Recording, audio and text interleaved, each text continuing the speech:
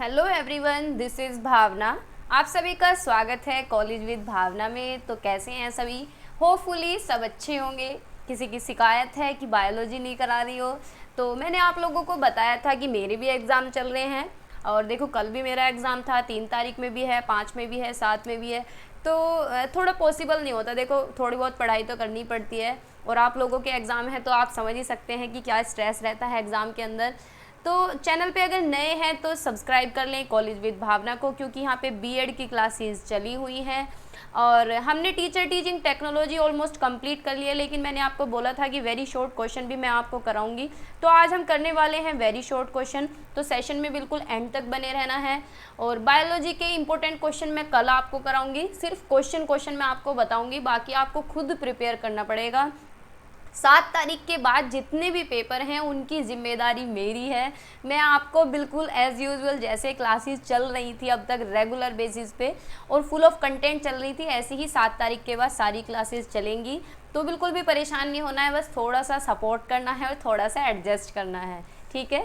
तो चैनल पे नए हैं तो दोनों चैनल को सब्सक्राइब कर लें। लेट्स क्रैक पे भी क्लासेस चलेंगी 7 तारीख के बाद, सीटेट की और कॉलेज विद भावना पे तो चल ही रही हैं। टीचर टीचिंग टेक्नोलॉजी के 3 पार्ट हम कर चुके हैं और आज का पार्ट मिला के मेरी तरफ से बुक कंप्लीट हो जाएगी। फिर आपको रिवीजन करना है मल्टीपल टाइम्स। 3 में आपका पेपर है तो आप बार बार भी रिवीजन कर सकते हैं, जिन्होंने पहले से पढ़ रखा है। और जिन्होंने कुछ भी नहीं पढ़ा है, ये 4 पार्ट देख लेंगे अच्छी तरीके से तो भी आपके काफ़ी अच्छे मार्क्स आ जाएंगे, अगर आप ध्यान से देखते हैं तो, ठीक है।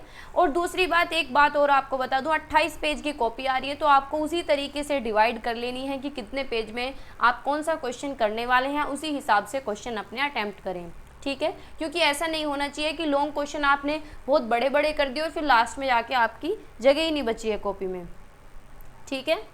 तो स्टार्ट करते हैं। बाकी किसी की कुछ क्वेरी हो, कुछ पूछना हो तो इंस्टाग्राम पे मैसेज मुझे कर सकते हैं, भावना त्यागी ऑफिशियल सर्च करके फॉलो कर लीजिए। वहाँ इतनी सारी रिक्वेस्ट आती भी हैं और सभी की रिक्वेस्ट का मैं रिप्लाई भी करती हूँ, सभी के मैसेज का रिप्लाई करती हूँ जितना मुझसे पॉसिबल होता है, ठीक है। तो और पीडीएफ, अगर आपको पीडीएफ चाहिए, जो लोग टेलीग्राम जिन्होंने नहीं ज्वाइन किया है वो टेलीग्राम ज्वाइन कर लें। टेलीग्राम कॉलेज विद भावना के नाम से है, एक सेकेंड, कॉलेज विद भावना के नाम से टेलीग्राम आपको मिलेगा, ठीक है। और अगर वहाँ से जाना नहीं, डिस्क्रिप्शन में लिंक मिल जाएगा, डिस्क्रिप्शन से नहीं जा सकते तो कमेंट कर देना, कमेंट में मैं आपको दे दूँगी, ठीक है। ठीक है भाई, चलते हैं आगे। बाकी सभी का एग्ज़ाम अच्छा ही जाएगा, पॉजिटिव रहें, डरना बिल्कुल भी नहीं है।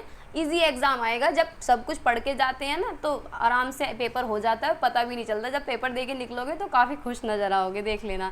तो आज हम करने वाले हैं very short question teacher teaching technology के, जो कि आपका 3 तारीख में जिसका पेपर है।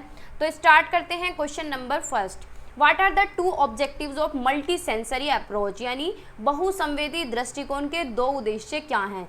तो भाई अगर आपको क्वेश्चन भी नहीं पता है, जैसे कि वेरी शॉर्ट क्वेश्चन बहुत बार नहीं याद रहते हैं, नहीं पता होता, तो अपने पास से बना के भी लिख सकते हैं कि भाई इसका कोई फिक्स आंसर तो है नहीं इस क्वेश्चन का, कि भाई जहाँ पे हमारी मल्टीपल सेंसेस एक्टिव रहते हैं। मल्टीपल सेंसेस यानी हम देख के पढ़ते हैं, सुन के पढ़ते हैं, हमारी जो इंद्रियां हैं वो बहुत ज़्यादा एक्टिव रहती हैं। तो उससे क्या होता है, हमारी लर्निंग बढ़ती है, क्या होती है, एनहांस लर्निंग होती है, इम्प्रूव मेमोरी रिटेंशन, यानी हम चीज़ें जो है लंबे समय तक याद कर पाते हैं, ठीक है। किस वजह से, क्योंकि हमारे सारी जितनी भी इंद्रियां होती हैं, जो हमारी मल्टीपल सेंसेस हैं, वो सारी उसके अंदर इन्वॉल्व होती हैं, ठीक है। आगे चलते हैं। Question number 2, what is it real direct experience as per the एजर डेल। तो एजर डेल तो आपको लॉन्ग में भी देखने को मिलेगा, तो जिसने लॉन्ग के लिए पढ़ा है वो शॉर्ट में कर ही देगा। तो क्या है रियल डायरेक्ट, क्या है एजर डेल के अकॉर्डिंग। तो रियल डायरेक्ट क्या है कि डायरेक्ट पार्टिसिपेशन होना एक्टिविटीज़ में। तो real direct experience according to एजर Dale cone of experience involves direct participation in an activity leading to better learning outcomes, ठीक है। वो उसका ग्राफ है, पूरा जो ग्राफ है वो देख के जाना है आपको, उसमें पॉइंट मिसमैच मत करना, पॉइंट बिल्कुल ध्यान में रखने हैं कि पहले क्या है रियल एक्सपीरियंस, डायरेक्ट एक्सपीरियंस हम लेंगे, फिर आगे तक हायर ऑर्डर तक वो चलता जाएगा, ठीक है। नेक्स्ट क्वेश्चन है write down 2 main objectives of educational television, यानी जो टेलीविज़न पे एजुकेशन के शो आते हैं या फिर जो एजुकेशन की चीज़ें आती हैं जो एजुकेशन से टेलीविज़न को जोड़ा हुआ है, उसके क्या 2 उद्देश्य हैं। तो भाई ये क्या करता है, क्वालिटी एजुकेशनल कंटेंट देता है। आपने देखा होगा कभी कभी ऐसा होता है जैसे डिश लगा हुआ होता है तो हम कोई भी नंबर दबाते हैं मूवी के लिए और दब जाता है कुछ और, तो वो पढ़ाई के चैनल निकल के आते हैं, कोई केमिस्ट्री पढ़ा रहा होता है, कोई फिजिक्स पढ़ा रहा होता है। तो ये क्या है, क्वालिटी कंटेंट देते हैं एजुकेशन का, जिससे कि लर्निंग आउटकम्स बढ़ सकें, व्यूवर्स देख सकें और सीख सकें, है ना। आगे चलते हैं question number 4, what is language lab. तो भाई केमिस्ट्री लैब होती है, फिजिक्स लैब होती है, बायोलॉजी लैब होती है, लेकिन लैंग्वेज लेबोरेटरी में क्या होगा, तो लैंग्वेज लैब में क्या होगा, ऑडियो विजुअल एड्स भी हो सकते हैं या फिर वैसे इसका जो मेन मोटिव है वो क्या है, लैंग्वेज को इम्प्रूव करना। भाई लैंग्वेज लेबोरेटरी में हम अपनी लैंग्वेज को ही तो इम्प्रूव करेंगे, लैंग्वेज की जो प्रोफिशिएंसी है, जो हमारी फ्लुएंसी है, जो हमारी कम्युनिकेशन स्किल है, यानी जो हमारे बातचीत करने का जो कौशल है वही तो इम्प्रूव होगा लैंग्वेज लैब में, तो वही कहलाएगी लैंग्वेज लेबोरेटरी। ठीक है। नेक्स्ट क्वेश्चन है what is the meaning of open education resources. Open education resources OER की फुल फॉर्म भी पूछी जाती है और ये भी पूछ सकता है कि OER होता क्या है, यानी ओपन एजुकेशन रिसोर्सेज क्या होता है, मुक्त शिक्षा संसाधन। तो जहाँ पे हमें एजुकेशन फ्रीली मिल जाए और ऑनलाइन तरीके से जो हम एजुकेशन लेते हैं ऑनलाइन वो भी हमें फ्री मिलती है, तो पढ़ते हैं और फ्रीली एक्सेसिबल, यानी फ्रीली एक्सेसिबल हो जाती है। And openly licensed educational material that can be used, shared and modified by anyone, यानी जो हमें ओपनली मिल जाता है एजुकेशन का मटेरियल, जैसे कि आपको यूट्यूब पे बहुत सारी चीज़ें मिल जाती हैं, उसे हम क्या कर सकते हैं, यूज़ भी कर सकते हैं, शेयर भी कर सकते हैं। जैसे कि आप लोग हैं, आप लोग क्या है, या चाहे मेरे चैनल से पढ़ रहे हैं, कहीं से भी पढ़ रहे हैं यूट्यूब पे, तो आप क्या कर रहे हैं, एजुकेशन मटेरियल आपको क्या मिल रहा है, फ्री में मिल रहा है, आप उसे यूज़ भी कर रहे हैं, आप उसे शेयर भी करते हैं अपने दोस्तों के साथ और मॉडिफाई भी कर सकते हैं। ठीक है, मॉडिफाई भी कर सकते हैं। तो ये क्या हुआ, ओपन एजुकेशनल रिसोर्सेज हुए। ठीक है।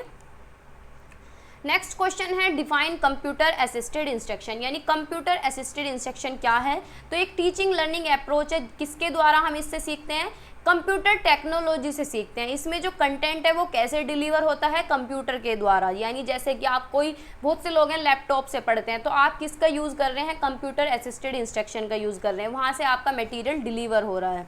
ठीक है। Deliver instructional material and assessment to learners, it provide interactive and self paced learning experience, यानी ये क्या है, इंटरेक्टिव लर्निंग मटेरियल देता है और सेल्फ पेस्ड लर्निंग एक्सपीरियंस देता है। सेल्फ पेस्ड क्या होता है, अपनी गति से सीखना। जैसे कि आप कंप्यूटर में सीख रहे हैं कुछ भी, तो आप पे कोई प्रेशर नहीं है कि इतनी देर में सीखना है। जैसे कि आप वीडियो देख रहे हैं तो आपके कोई प्रेशर नहीं है कि एक ही बार देखना है, आपने कोई कोर्स तो परचेज किया नहीं है, आप क्या है अपने अकॉर्डिंग सीख सकते हैं कि 10 बार देख रहे हैं, 12 बार देख रहे हैं, कितनी भी बार देखिए, तो यानी अपनी स्पीड के अकॉर्डिंग आप देख सकते हैं। ठीक है। Often with multimedia components and adaptive feedback, यानी बहुत सारे मल्टीमीडिया कंपोनेंट्स के साथ मिलके सीख सकते हैं। ठीक है। Question number next, write down the main steps of teaching planning. जो टीचिंग हम प्लान करते हैं, प्लानिंग करते हैं, उसके कौन कौन से स्टेप हैं। तो आइडेंटिफाई लर्निंग ऑब्जेक्टिव्स, यानी सीखने के जो उद्देश्य हैं उन्हें पहचानना। चूजिंग इंस्ट्रक्शनल स्ट्रेटेजीज, यानी क्या रणनीति रहनी है निर्देश देने की, वो चूज़ करना।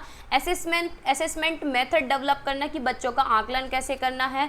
फिर बच्चों की प्रोग्रेस कैसी हो रही है, बच्चे पढ़ रहे हैं नहीं पढ़ रहे हैं, उनका क्या करना, इवैल्यूएशन करना। तो प्लानिंग में हम यही तो करते हैं कि पहले देखना, आइडेंटिफाई करना कि हमारा पढ़ाने का उद्देश्य क्या रहना है, किस तरीके से हम पढ़ाएंगे, क्या हमारी रणनीति रहने वाली है। असेसमेंट हम बच्चों का कैसे करेंगे और कैसे हम बच्चों का मूल्यांकन करेंगे। ठीक है। नेक्स्ट क्वेश्चन है what is skill analysis. Skill analysis क्या है, स्किल को एनालाइज करना, यानी जो कौशल हैं उन्हें देखना, उन्हें एनालाइज करना। तो skill analysis is the process of evaluating an individual's abilities and identifying areas for improvement to enhance their performance, यानी किसी की स्किल्स को क्या है, एनालाइज करना, किसी भी इंडिविजुअल की एबिलिटीज़ को इवेल्युएट करना और उसके एरिया, जो इम्प्रूवमेंट करने का एरिया है उसे आइडेंटिफाई करना, जिससे कि उनकी परफॉर्मेंस बढ़ सके। जैसे कि कोई टीचर ही है या फिर आप लोग टीचर बनने जा रहे हैं, तो आपकी जो कौशल है, जो पढ़ाने का जो तरीका है, आपकी जो स्किल है, उसे कोई हेड टीचर, हेड मास्टर या एडमिनिस्ट्रेटर एनालाइज करे और आपको इवेल्युएट करे और आपके एरिया बताए कि बेटा तुम्हें यहाँ काम करने की ज़रूरत है, ये पोर्शन तुम्हें अपना ठीक करना है, यहाँ इम्प्रूवमेंट करने की ज़रूरत है। उससे क्या होगा, आपकी जो परफॉर्मेंस है वो जो है बढ़ जाएगी। ठीक है, तो ये होता है स्किल एनालिसिस। नेक्स्ट है डिफाइन टीचिंग टैक्टिक्स, यानी शिक्षण रणनीति को परिभाषित करें तो teaching tactics refers to the methods और strategies used by teachers to facilitate learning and achieve desired educational outcomes. यानी शिक्षण रणनीति क्या होती है, वे मेथड्स, वो रणनीतियाँ जो टीचर्स यूज़ करते हैं, किस लिए, जिससे कि लर्निंग को इजी बनाया जा सके, सुगम बनाया जा सके, और जो टीचर ने पहले से सोचा है कि भाई मेरे बच्चों को सारा सिलेबस या सारा कंटेंट समझ आना चाहिए, वो एजुकेशनल आउटकम्स जो हैं पूरे हो सकें। डिज़ायर जो हैं, जो दिमाग में सोच रखा है कि भाई मैं आज जाऊँगा, ये टॉपिक पढ़ाऊँगा, ये बच्चों को क्लियर होना चाहिए, तो वो कैसे क्लियर होगा, जब हम अच्छी तरीके से पढ़ाएंगे, सही तरीके के मेथड्स यूज़ करेंगे, सही तरीके की स्ट्रेटजीज यूज़ करेंगे। ठीक है, तो teaching tactics refers to the method और strategies used by teacher to facilitate learning and achieve desired educational outcomes. Hindi वाले हिंदी की तरफ भी देख सकते हैं, फिर बोलते हैं कि हिंदी में नहीं पढ़ती हो। क्वेश्चन नंबर 10, डिफाइन टेस्ट, परीक्षण को परिभाषित करें तो परीक्षण क्या होता है। Test is an assessment tool used to measure knowledge, skills, abilities और performance in a particular subject और area। यानी परीक्षण क्या है, एक मूल्यांकन उपकरण है जिसका उपयोग किसी विशेष विषय और क्षेत्र में ज्ञान, कौशल, योग्यता का प्रदर्शन को मापने के लिए किया जाता है। अब जैसे कोई आपका टेस्ट ले रहा है तो आपको मापने के लिए तो ले रहा है, आपका मूल्यांकन करने के लिए, आपको ये देखेगा कि भाई इस बच्चे को कितना ज्ञान है, क्या कौशल है, क्या इसकी योग्यता है, कैसा प्रदर्शन कर रहा है, इन सारी चीज़ों को मापने के लिए आपका टेस्ट लिया जाता है। ठीक है, वो किसी सब्जेक्ट का भी हो सकता है और किसी पर्टिकुलर एरिया का भी हो सकता है। ठीक है, नेक्स्ट क्वेश्चन है use internet in education. Internet क्या है, एजुकेशन में जो हम इंटरनेट यूज़ करते हैं, जैसे कि आप लोग क्या है, आप वीडियो जो देख रहे हैं वो इंटरनेट के माध्यम से देख रहे हैं, तो इंटरनेट क्या है, एक पावरफुल टूल है एजुकेशन के लिए, providing access to vast amount of information and online learning resources. यानी हमें इंफॉर्मेशन देती है बहुत ही व्यापक तरीके से और ऑनलाइन रिसोर्सेज भी अवेलेबल कराती है। हम इंटरनेट से बहुत सारी चीज़ें करते हैं। ठीक है भाई, पढ़ाई लिखाई के जो पीडीएफ्स हैं आप डाउनलोड करते हैं तो कैसे करते हैं, इंटरनेट से करते हैं, तो कुछ भी लिख सकते हैं आप 2 पॉइंट। नेक्स्ट क्वेश्चन है जो थ्योरेटिकल वेरी शॉर्ट क्वेश्चन होता है उसको कोई फिक्स आंसर नहीं होता, वो आप अपने अकॉर्डिंग, अपनी नॉलेज के अकॉर्डिंग लिख सकते हैं। लेकिन जैसे कि एनसीईआरटी की फुल फॉर्म आ गई तो इसे थोड़ी ना अपने अकॉर्डिंग लिखेंगे, इसकी फुल फॉर्म आपको बिल्कुल डिक्टो लिखनी पड़ेगी जो एग्जैक्ट है। तो बस ये फ़र्क होता है। एनसीईआरटी की फुल फॉर्म भी पूछ लेता है और इसके 4 ड्यूटीज़ पूछी हुई हैं कि 4 कर्तव्य एनसीईआरटी के क्या हैं। तो पहले फुल फॉर्म देख लेते हैं, national council for educational research and training. इसके 4 कर्तव्य हैं, 4 भी पूछ सकता है, 2 भी पूछ सकता है। To develop and publish educational material, यानी जो एजुकेशन का मटेरियल है उसे डेवलप करना, उसे पब्लिश करना। जैसे कि एनसीईआरटी बुक है, ज़्यादातर स्कूल में कौन सी बुक लगी होती है, एनसीईआरटी की बुक लगी होती है, क्योंकि एनसीईआरटी ने वो मटेरियल सेट किया हुआ है कि भाई यही मटेरियल स्कूल के अंदर चलना है। ठीक है, to conduct research and offer training in pedagogy, यानी शिक्षण शास्त्र में अनुसंधान करना और प्रशिक्षण प्रदान करना, यानी नई नई पेडागोजीज आती हैं, टीचर्स को भी ट्रेनिंग दी जाती है और एनसीईआरटी रिसर्च करती रहती है, जब भी तो नए नए फ्रेमवर्क आते हैं। अब जैसे कि 10th का सिलेबस है उसमें से कोई टॉपिक हटाया गया है, 12th के सिलेबस में से कोई टॉपिक हटाया गया है, कुछ ऐड हो रहा है, तो ये सब कैसे होता है कि वो रिसर्च उनकी चलती रहती है और वो कुछ ना कुछ उसमें चेंजेस करते रहते हैं। ठीक है, और टीचर्स को भी कुछ ना कुछ वर्कशॉप वगैरह अटेंड करनी होती है या फिर कुछ भी पेडागोजी की ट्रेनिंग दे देते हैं कि किस तरीके से तुम्हें बच्चों को पढ़ाना है, जिससे कि तुम्हारा लेक्चर जो है इफेक्टिव लगे। To develop and implement national curriculum framework, देखो एनसीएफ भी तो एनसीईआरटी देती है, यानी जो करिकुलम है नेशनल करिकुलम फ्रेमवर्क, यानी हर स्कूल में यही करिकुलम चलेगा जो एनसीईआरटी ने बनाया है कि भाई सभी स्कूलों में यही सब्जेक्ट चलेंगे। जैसे कि 12th क्लास का सिलेबस है तो सभी जितने भी यूपी बोर्ड के एग्जाम, यूपी बोर्ड है, जितना भी सीबीएसई बोर्ड है, उनमें क्या है, यही चलेगा सिलेबस पूरा, पेपर के अंदर यही चीज़ें आएंगी। तो पूरा करिकुलम सेट किया हुआ है कि भाई यही पढ़ाना है तुम बच्चे को। ठीक है, to provide technical support and guidance to state level educational institution, किसी को टेक्निकल सपोर्ट की ज़रूरत हो, किसी इंस्टीट्यूशन को, स्कूल हो, गाइडेंस की ज़रूरत हो तो वो भी time to time NCERT provide करती है। ठीक है, नेक्स्ट क्वेश्चन है माइक्रो टीचिंग। माइक्रो टीचिंग क्या है, the technique used in teacher education where teacher practice teaching in a simulated class setting with feedback provided, यानी माइक्रो टीचिंग क्या होता है, सूक्ष्म शिक्षण, यानी जिसमें हम टीचर्स के बिहेवियर को मॉडिफाई करते हैं, जो प्यूपिल टीचर होते हैं। तो हम ये भी लिख सकते हैं कि माइक्रो टीचिंग में क्या होता है, टीचर्स के बिहेवियर को मॉडिफाई किया जाता है। ये एक टीचर टीचिंग प्रैक्टिस है जहाँ पे एक लिमिटेड क्लासरूम होता है, लिमिटेड नंबर ऑफ स्टूडेंट होते हैं और एक इंस्ट्रक्टर होता है जो टाइम टू टाइम गाइडेंस देता है, फीडबैक देता है। ठीक है, तो अपने अकॉर्डिंग भी 2 लाइन लिख सकते हैं। आगे चलते हैं question number 14, components of blackboard writing skills of teaching. तो ब्लैक बोर्ड राइटिंग स्किल क्या होती है, यानी ब्लैक बोर्ड राइटिंग स्किल में आपकी क्या है, लैंग्वेज अच्छी होनी चाहिए, जो आप ब्लैक बोर्ड पे लिख रहे हैं वो क्लियर होना चाहिए, तो ये भी कंपोनेंट है इसके। आपकी हैंड राइटिंग अच्छी होनी चाहिए, वर्ड जो आप बना रहे हैं वो अच्छे होने चाहिए, आपको कैसे खड़ा होना है ब्लैक बोर्ड के आसपास वो आपको पता होना चाहिए, तो ये चीज़ें भी लिख सकते हैं। बाकी पढ़ते हैं तो components of blackboard writing skill in teaching includes legibility and organisation of content for clear communication with student, यानी जो कंटेंट हम दे रहे हैं वो कैसा होना चाहिए, लेजिबल होना चाहिए और ऑर्गेनाइज तरीके से होना चाहिए। ठीक है, और बच्चों को क्लियर होना चाहिए, क्लियर कम्युनिकेशन होनी चाहिए बच्चों के साथ, तो वो होती है black board writing skill. Next question है मेमोरी लेवल ऑफ टीचिंग, यानी शिक्षण का स्मृति स्तर। तो ये क्या है, सबसे लोवेस्ट लेवल है। पहले नंबर का है मेमोरी लेवल, सेकंड नंबर का है अंडरस्टैंडिंग लेवल, ठीक है, थर्ड नंबर का है रिफ्लेक्टिव लेवल। तो ये क्या है, सबसे लोवेस्ट लेवल है, सबसे लोवेस्ट लेवल है। इसमें क्या है, बच्चे को चीज़ें याद कराई जाती है, क्रैम कराया जाता है, रोड मेमोराइजेशन होता है। जैसे कि छोटे बच्चे होते हैं, उन्हें पता नहीं होता कि मल्टीप्लिकेशन, मेमोराइजेशन, मल्टीप्लिकेशन से टेबल बना है या फिर ये टेबल कैसे आया है। तो स्टार्टिंग में हम क्या कराते हैं, बच्चे को रट्टे कराते हैं, रट्टे लगवाते हैं, ABCD है तो उसके रट्टे लगवा रहे हैं, ऐसे अनार के रट्टे लगवा रहे हैं। तो ये क्या है, लोवेस्ट लेवल होता है, इसमें बच्चे को याद कराई जाती हैं चीज़ें। तो teaching at memory level is considered to be the lowest level of teaching. At this level the thinking ability does not play any role, यानी बच्चे की जो इसमें सोच है ना वो इतना ज़्यादा रोल प्ले नहीं करती, क्योंकि बच्चा इतना सोच नहीं पाता। छोटा बच्चा जब स्कूल में जाता है तो उसे चीज़ें रटवाई जाती हैं। ठीक है, बच्चे क्या करते हैं, इन्फॉर्मेशन को क्रैम करते हैं, फैक्ट्स को याद करते हैं, इन्फॉर्मेशन को, फॉर्मूलाज को, लॉज को, जो कि उन्हें पढ़ाए जाते हैं उन्हीं का रट्टा मारते रहते हैं। जैसे कि एग्जाम्पल के लिए छोटे बच्चे को पोएम सिखाई जाती है, क्या उस पोएम का मतलब बच्चे को पता होता है, नहीं ना, तो उसे क्या कराई जाती है, रटवाई जाती है। तो वो है मेमोरी लेवल। नेक्स्ट क्वेश्चन है step of developing branching programming. तो the step for developing a branching program including defining the problem को डिफाइन करना, designing the decision tree, testing and refining the program. ठीक है, आगे चलते हैं। 4 characteristic of heuristic strategy. Heuristic क्या होता है, खोज करना, अनुमान लगाना।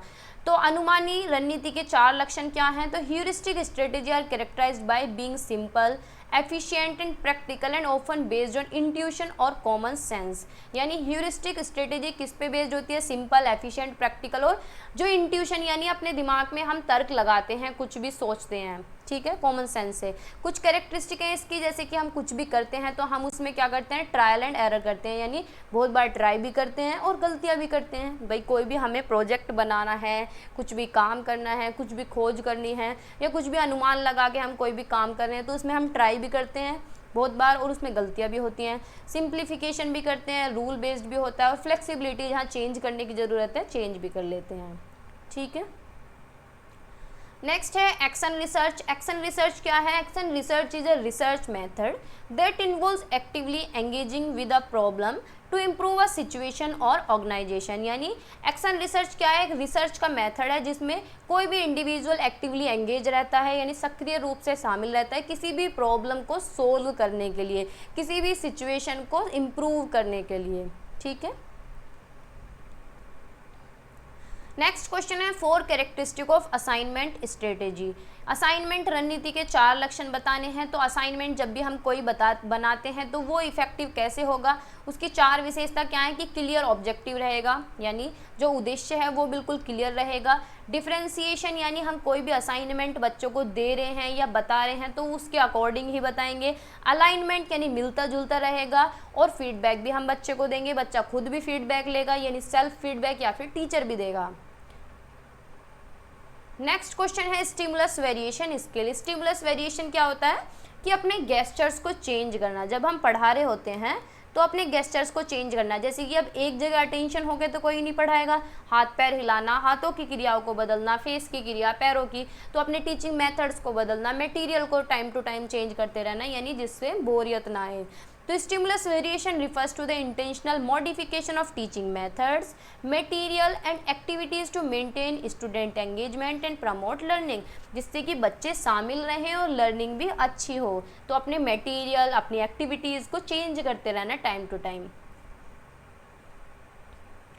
टाइप्स ऑफ प्रोग्राम इंस्ट्रक्शन, देखो जैसे इसमें पूछा गया है टाइप्स ऑफ प्रोग्राम इंस्ट्रक्शन, तो आप इस तरीके से भी लिख सकते हैं कि प्रोग्राम इंस्ट्रक्शन दो तरह का होता है, लीनियर और ब्रांचिंग। इसमें कोई ऐसा तो बोला नहीं गया है कि एक्सप्लेन करना है, अगर आपको एक्सप्लेन करना नहीं आ रहा है तो इतना भी लिख सकते हैं, ठीक है। तो लीनियर इंस्ट्रक्शन क्या है, follow a pre determined set, यानी एक लीनियर इंस्ट्रक्शन ही फॉलो करता है बिल्कुल सीधी रेखा में। लेकिन ब्रांचिंग इंस्ट्रक्शन क्या है, चारों तरफ से allows learner to select their own learning path, यानी कहीं से कुछ भी हम पढ़ सकते हैं, कैसे भी पढ़ सकते हैं, अपनी स्पीड के अकॉर्डिंग, अपनी एबिलिटी नीड के अकॉर्डिंग हम पढ़ सकते हैं, ठीक है। 4 यूजेज ऑफ लैंग्वेज लेबोरेटरी, जो लैंग्वेज की लैब है उसके 4 यूज़ क्या हैं, 4 उपयोग। तो उसमें लैंग्वेज की प्रैक्टिस की जाती है, लैंग्वेज की टेस्टिंग की जाती है, लैंग्वेज पे रिसर्च की जाती है, लैंग्वेज कम्युनिकेशन भी होती है और लैंग्वेज में फ्लुएंसी भी आती है, लैंग्वेज प्रोफिशिएंसी इंक्रीज़ होती है, डिस्टेंस लर्निंग भी हम उसमें करते हैं। तो बहुत सारे पॉइंट हो सकते हैं। एक्सपेंड OER, तो OER की फुल फॉर्म पूछिए तो OER stand for open educational resources. आगे लिखने की ज़रूरत नहीं है क्योंकि नंबर इसमें जब भी 2 ही देगा वो, ठीक है। अगर आपके पास टाइम है और आप लिखना चाहते हैं तो लिख सकते हैं। तो OER क्या है, which are educational materials made available online for free sharing and modification, यानी जो मटेरियल आपको इजीली अवेलेबल हो जाता है, फ्री में मिल जाता है, आप उसे शेयर भी कर सकते हैं, आप उसे मॉडिफाई भी कर सकते हैं। Any 4 duties of UGC, university grant commission के 4 कर्तव्य बताने हैं। तो यूनिवर्सिटी क्या करती है, coordination and maintenance of standard of higher education, जितने भी हायर इंस्टीट्यूशंस हैं जहाँ पे आपकी ग्रेजुएशन पोस्ट ग्रेजुएशन होती है, तो इनका जो मेंटेनेंस है, इनका जो कोऑर्डिनेशन है, वो सारा काम क्या करती है, UGC करती है। Disbursal of grants to universities and college, देखो ये वर्ड थोड़ा सा टफ है, तो ये UGC क्या करती है, इन्हें फंड एलोकेट करती है, यानी पैसे देती है कि भैया कमरे बना लो या फर्नीचर ले आओ, लैपटॉप ले आओ अपने स्कूल में, अपने कॉलेजेस में, तो क्या है, फंड देती है इन्हें, ठीक है, यूनिवर्सिटीज़ और कॉलेजेस को। Promoting innovation and research in education, और जो खोज होती है या कुछ नया करना, इस चीज़ को भी बढ़ावा देती है UGC। मॉनिटरिंग और इवैल्यूएशन, यानी टाइम टू टाइम मॉनिटर भी करती है, मूल्यांकन भी करती है और निगरानी भी करती है। जैसे कि आपने देखा होगा कॉलेजेस में क्या है, इंस्पेक्शन के लिए लोग आते हैं, बाहर से देखने आते हैं कि जो हमने पैसा दिया है वो सही ठिकाने लगाया है नहीं, ठीक है। तो ये 4 ड्यूटीज़ हैं UGC की। Name of strategies for professional development of teachers, यानी शिक्षा के व्यावसायिक विकास के लिए रणनीतियों के नाम बताइए। तो टीचर का प्रोफेशनल डेवलपमेंट कैसे होगा, अपने अकॉर्डिंग बताइए कि भाई टीचर्स की ट्रेनिंग होनी चाहिए। तो टीचर अगर सर्विस पे है तो उसकी ट्रेनिंग कैसे होगी, तो 1-2 दिन की जो वर्कशॉप होती हैं वो अटेंड कर सकते हैं। पीयर ऑब्जर्वेशन कर सकते हैं, यानी जो साइड वाला टीचर है वो बता सकता है या फिर वो उनकी हेल्प कर सकता है डेवलपमेंट होने में। रिफ्लेक्शन, खुद पे रिफ्लेक्ट कर सकते हैं और आगे एडवांस डिग्री ले सकते हैं। जैसे कि आप BEd करके आप प्यूपिल टीचर बन गए हैं, लेकिन अगर आप MEd करते हैं तो आप BEd BTC को पढ़ा सकते हैं। फिर आगे अगर PhD करते हैं तो आप परमानेंट टीचर लग जाएंगे BEd को पढ़ाने के लिए और इवन MEd को भी पढ़ा सकते हैं फिर, ठीक है। तो आप अपनी एडवांस डिग्री अगर लेते रहेंगे तो आपकी क्या है, प्रोफेशनल ग्रोथ होती रहेगी। 4 characteristic of group work strategy, 4 समूह कार्य रणनीति की 4 विशेषताओं में शामिल है। तो क्या है, अगर ग्रुप में हम काम कर रहे हैं, ग्रुप वर्क स्ट्रेटेजी हो रही है, तो उसमें क्या करेंगे, एक दूसरे को सहयोग करेंगे, यानी कोलैबोरेशन करेंगे। तो बातचीत भी होगी भाई, तो कम्युनिकेशन भी करेंगे, एक दूसरे की जिम्मेदारी शेयर भी करेंगे कि तू इस काम को कर ले, मैं इस काम को कर लेता हूँ। गोल ओरिएंटेशन, यानी गोल की तरफ भी उन्मुख रहेंगे कि हमारा लक्ष्य क्या है, हम इस काम को कैसे पूरा करेंगे, ठीक है। नेक्स्ट है components of reinforcement skill of teaching. तो रीइंफोर्समेंट स्किल क्या होता है? पुनर्बलन देना, सुदृढ़ीकरण करना। रीइंफोर्समेंट होता है जैसे कि आपने कोई भी काम करा तो मैंने आपको शाबाशी दी कि यार बहुत अच्छा, तुमने तो बहुत अच्छा काम किया है। और अगर कोई गलत काम किया, कोई जैसे कि आप कोई गलती कमेंट ही कर रहे हो तो मैं क्या दूंगी? नेगेटिव रीइंफोर्समेंट दूंगी, मैं भी कुछ आपको बोलूंगी। तो ये क्या है? दो तरह का होता है, पॉजिटिव रीइंफोर्समेंट और नेगेटिव रीइंफोर्समेंट। यानी पॉजिटिव तरीके से पुनर्बलन देना जैसे कि किसी को रिवार्ड दे रहे हैं या फिर किसी को अप्रिशिएट कर रहे हैं। नेगेटिव रीइंफोर्समेंट देना यानी कुछ भी गलत बोलना या फिर कुछ भी नेगेटिव बोलना। ठीक है। नेक्स्ट क्वेश्चन है 4 importance of multi sensory teaching, यानी बहुसंवेदी शिक्षण के 4 महत्वपूर्ण बताइए। तो वही है जो पीछे हमने पढ़ा था कि इसमें हमारी मल्टीपल सेंसेस एंगेज होती हैं जिससे हमारी लर्निंग बढ़ जाती है, याद करने की जो रिटेंशन पावर है वो बढ़ जाती है। डाइवर्स लर्निंग स्टाइल वाले बच्चे भी अच्छी तरीके से सीख पाते हैं, सबका मोटिवेशन भी बढ़ता है और बच्चे ज़्यादा से ज़्यादा शामिल होते हैं। 4 uses of computer assisted instruction. तो क्या अगर हम कंप्यूटर के द्वारा इंस्ट्रक्शन दे रहे हैं, बच्चों को इन्वॉल्व कर रहे हैं, तो इससे क्या है? लर्निंग बढ़ती है क्योंकि मल्टीमीडिया के थ्रू इंटरेक्शन होता है। प्रोवाइड पर्सनलाइज्ड लर्निंग एक्सपीरियंस, हर एक बच्चे को अलग तरीके से भी हम इंस्ट्रक्शन दे सकते हैं और हर बच्चे को लगता है कि मुझे प्रायोरिटी दी जा रही है। फैसिलिटेट सेल्फ पेस्ड लर्निंग, यानी इस चीज़ का भी प्रावधान होता है, ये चीज़ भी सिंपल हो जाती है कि बच्चा अपने अकॉर्डिंग सीख सकता है। अगर बच्चे की स्पीड कम है तो भी आराम से सीख लेगा और बच्चों की प्रोग्रेस भी टाइम टू टाइम पता चलती है, परफॉर्मेंस भी। Name 2 approaches of lesson plan. तो 2 अप्रोचेज कौन कौन सी हो सकती हैं? ट्रेडिशनल अप्रोच है जिसमें टीचर सेंटर्ड अप्रोच को फॉलो किया जाता है। एक स्टूडेंट सेंटर्ड अप्रोच है जिसमें फोकस होता है बच्चे के पार्टिसिपेशन पे और एंगेजमेंट पे। Define teaching. टीचिंग क्या होती है? शिक्षण क्या होती है? तो teaching is the process of imparting knowledge. अगर हम किसी को पढ़ाते हैं, शिक्षण कराते हैं तो हम क्या करते हैं? नॉलेज इम्पार्ट करते हैं, बच्चे तक ज्ञान को पहुंचाते हैं, स्किल्स बच्चे की डेवलप करते हैं, उसके अंदर वैल्यूज डेवलप करते हैं अलग अलग मेथड्स के द्वारा और अलग अलग टेक्निक्स के द्वारा। यूजीसी की फुल फॉर्म क्या है? University grant commission. तो ये तो बिल्कुल ध्यान में रखना है। NROER यानी national repository of open educational resources, याद करके जाना, एक भी फुल फॉर्म आपकी छूटनी नहीं चाहिए। 4 डिफरेंट पार्ट ऑफ कंप्यूटर। तो कंप्यूटर के 4 पार्ट कौन से हो सकते हैं? इनपुट डिवाइस है, आउटपुट डिवाइस है, CPU है, मेमोरी है। 2 मेथड्स ऑफ टीचर इवैल्यूएशन। तो हम टीचर्स का इवैल्यूएशन कैसे कर सकते हैं? तो क्लासरूम में ऑब्जर्वेशन कर सकते हैं, वैल्यू एडिड मॉडल्स के थ्रू कर सकते हैं, पीयर ऑब्जर्वेशन कर सकते हैं और बच्चों के फीडबैक से भी पता चल जाता है कि टीचर का मूल्यांकन कैसा है, क्या है? स्टूडेंट्स फीडबैक या लर्नर्स फीडबैक से पता चल जाएगा क्योंकि बच्चों का जैसा रिजल्ट आएगा वही टीचर का मूल्यांकन होता है। तो और भी बहुत सारे तरीके हैं। नेक्स्ट क्वेश्चन है ट्रू फॉल्स में पूछा गया है लेकिन मैंने रख लिया है। All activities of education technology are objective centred, यानी जितनी भी एजुकेशन टेक्नोलॉजी की एक्टिविटी होती हैं वो क्या है? उद्देश्य उन्मुख होती हैं कि सारी ऑब्जेक्टिव सेंटर्ड होती हैं। तो भाई ये फॉल्स है क्योंकि education technology is not objective centred. Educational technology का मतलब क्या है कि टीचिंग लर्निंग को इफेक्टिव बनाना, बच्चा भी आराम से पढ़ सके और टीचर अच्छी तरीके से पढ़ा सके, इफेक्टिव तरीके से पढ़ा सके। ठीक है, इसके अंदर टूल्स हैं, प्लेटफॉर्म है, ऑनलाइन लर्निंग मैनेजमेंट है, सिस्टम्स है, डिजिटल टेक्स्ट बुक है, रिसोर्सेज है, एजुकेशन के बहुत सारे ऐप हैं, सॉफ्टवेयर हैं, वर्चुअल और ऑगमेंटेड रियलिटी साइमुलेशन से बहुत सारी चीज़ें हैं। ठीक है, तो ट्रू फॉल्स में आपको एक्सप्लेन नहीं करना है, अगर ट्रू है तो ट्रू लिखना है, फॉल्स है तो फॉल्स लिखना है। There is no difference between content analysis and task analysis. तो भाई क्या ऐसा है कि कंटेंट एनालिसिस और टास्क एनालिसिस में कोई फ़र्क नहीं है? कंटेंट तो वो है जो आप डिलीवर करते हैं क्लास के अंदर, ठीक है, मटेरियल। टास्क एनालिसिस, टास्क तो कोई भी हो सकता है, कोई आपको काम बताया जा रहा है तो वो भी टास्क है, कुछ भी टास्क हो सकता है। तो ये दोनों ऐसा थोड़ी कि दोनों में कुछ डिफरेंस ही नहीं है, तो ये क्या हुआ? फॉल्स हुआ। ठीक है,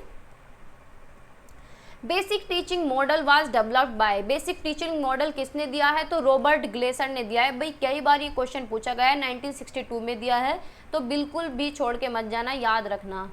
ठीक है, there are 3 stages of teaching. Teaching की 3 स्टेजेस जो कि लॉन्ग क्वेश्चन में भी पूछी जाती हैं। तो कौन कौन से स्टेजेस हैं? एक तो प्री एक्टिव फेज है जिसे हम क्या कहते हैं? प्लानिंग कहते हैं। फिर है इंटरेक्टिव फेज जिसमें हम क्या करते हैं? जो भी हमने मटेरियल प्लानिंग की थी उसे हम क्या करते हैं? इम्प्लीमेंट करते हैं। फिर है पोस्ट एक्टिव फेज, यानी जितनी हमने प्लानिंग की, जो हमने बच्चे को पढ़ाया, उसका क्या करेंगे? इवेल्युएशन करेंगे, उसका मूल्यांकन करेंगे कि बच्चों को कितना समझ आया। ठीक है, तो 3 स्टेजेस हैं टीचिंग के अंदर। Right steps of management teaching learning, तो 4 स्टेप हैं। प्लानिंग यानी प्लानिंग करना, फिर मटेरियल को ऑर्गेनाइज करना, फिर क्लास में जाके लीड करना, फिर कंट्रोलिंग यानी फीडबैक देना। ठीक है। Write name of 2 teaching skills, 2 शिक्षण कौशल के नाम बताने हैं। तो कोई भी 2 बता सकते हैं। क्वेश्चनिंग स्किल है, रीइंफोर्समेंट स्किल है, स्टिमुलस वेरिएशन स्किल है, ब्लैक बोर्ड स्किल है, और भी बहुत सारी स्किल हैं जो आप बता सकते हैं, जो भी नाम लिख सकते हैं। ठीक है, कोई भी 2 नाम लिख देना, एक्सप्लेन नहीं करना है। Full form of NCT, NCT का फुल फॉर्म क्या है? National council for teacher education. तो ये भी याद रखनी है, पूछी जाती है और कई सारे सब्जेक्ट में, पेडागोजी में, औरों में भी पूछी जाती है। ठीक है भाई। और कंटेम्प्रेरी इंडिया में पूछ लेता है internet is neither hardware nor software. ना मतलब क्या है? इंटरनेट ना तो हार्डवेयर ना सॉफ्टवेयर। तो भाई है क्या फिर? तो ये गलत बात है, ऐसा नहीं है। इंटरनेट क्या है? ग्लोबल नेटवर्क है जिसमें हार्डवेयर डिवाइस की ज़रूरत होती है और चलता कैसे है? सॉफ्टवेयर प्रोटोकॉल से। ठीक है,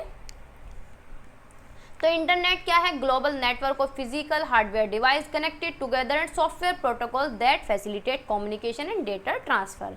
डेटा ट्रांसफर होता है सॉफ्टवेयर प्रोटोकॉल से और कनेक्ट किससे होता है? हार्डवेयर डिवाइस से। नेक्स्ट क्वेश्चन है place of teacher is secondary instructional technology, यानी जो इंस्ट्रक्शनल टेक्नोलॉजी होती है, जो बच्चे को इंस्ट्रक्शन दिया जाता है टेक्नोलॉजी के माध्यम से, उसमें टीचर का क्या प्लेस? सेकेंडरी है। तो ये ट्रू है, फॉल्स है? तो भाई फॉल्स है। जब इंस्ट्रक्शन कौन देगा? टीचर ही तो देगा। तो टीचर का रोल कैसा होगा? प्राइमरी होगा। बच्चे थोड़ी ना टेक्नोलॉजी से इंस्ट्रक्शन देंगे। तो क्या है? इसमें टीचर का प्राइमरी रोल होता है, क्योंकि टीचर क्या है? जो मटेरियल, जो चीज़ें इंस्ट्रक्शन दे रहा है उसे डिज़ाइन करता है, फैसिलिटेट करता है और असेस करता है लर्निंग को।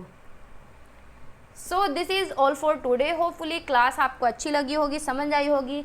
और 3 तारीख में आपका एग्ज़ाम है, अच्छे से अपना एग्ज़ाम देना, बढ़िया एग्ज़ाम आपका जाएगा। और जो नेक्स्ट एग्ज़ाम है उसके लिए आपको खुद प्रिपरेशन करनी पड़ेगी, इसके लिए सॉरी।